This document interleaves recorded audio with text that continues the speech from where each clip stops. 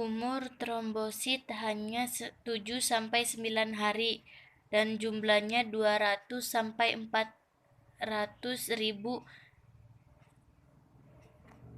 Trombosit membantu proses pembekuan darah. Ini adalah contoh pembekuan darah.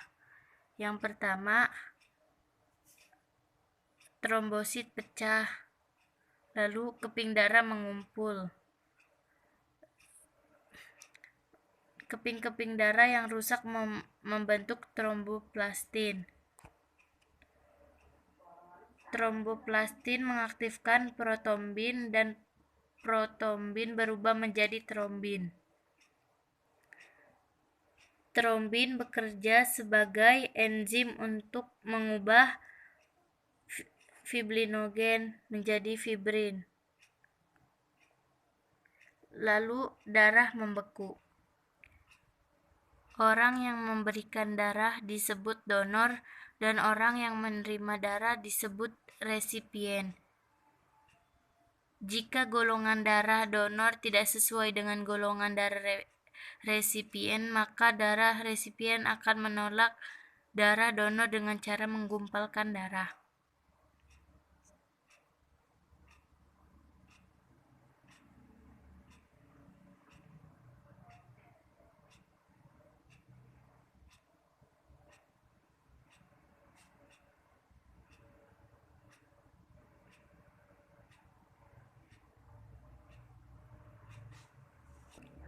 Orang yang bergolongan darah A bisa mendonorkan darahnya kepada orang yang bergolongan darah A atau AB. Sedangkan orang yang bergolongan darah B bisa mendonorkan darahnya kepada orang yang mempunyai golongan darah B dan AB.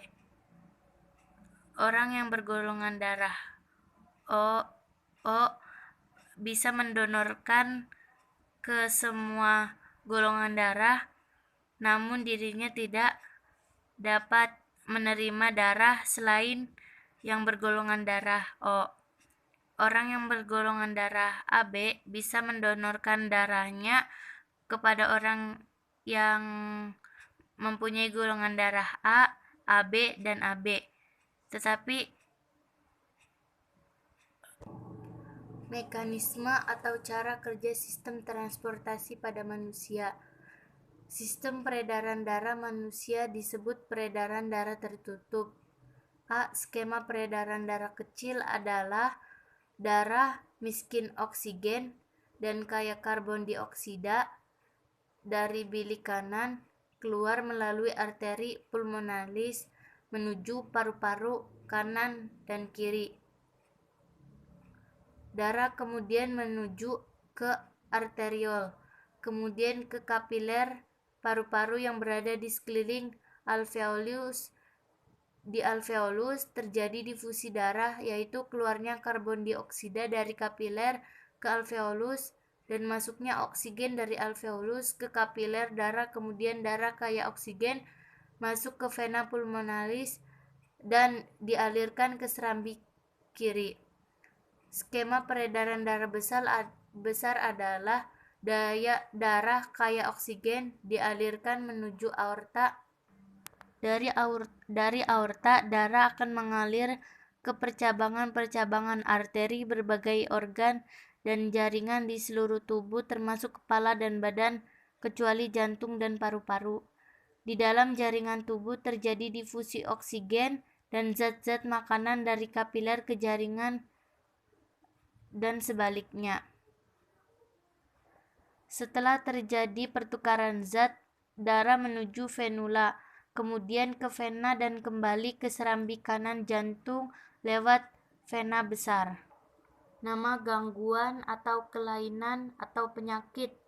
Yang pertama, hipertensi. Hipertensi ciri-ciri atau gejalanya: otot jantung bekerja lebih keras, pusing.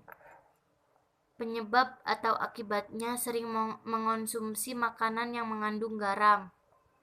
Cara mengatasi atau menanggulangi atau mengobatinya yaitu dengan mengonsumsi makanan yang bergizi dan juga berolahraga. Yang kedua adalah varises. Darah mengumpul di vena kaki, akibatnya berdiri terlalu lama, obesitas, kehamilan.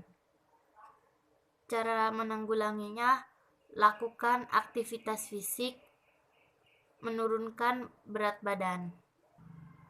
Oke, mungkin cukup sekian dari saya. Kurang dan lebihnya mohon maaf. Syukran. Wassalamualaikum warahmatullahi wabarakatuh.